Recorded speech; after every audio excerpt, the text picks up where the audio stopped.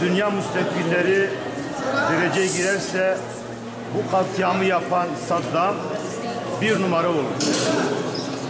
Bizim ezel ve ebed nizamı İslam'ın kitabı Kur'an der ki bir insanı öldüren bütün insanlığı öldürmüş gibidir.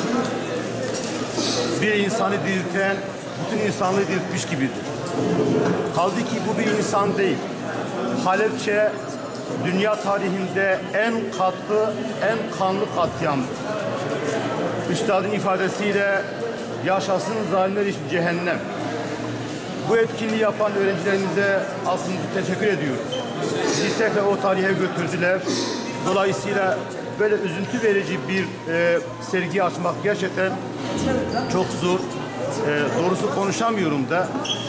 Bu tabloyu görüp de ağlamamak, sızlamamak mümkün değil. Ama bu bize tarihi hatırlatır.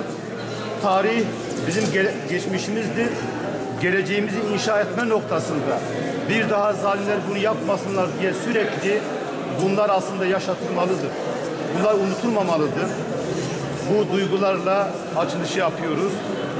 Halepçilerin mutlu olması temelisiyle.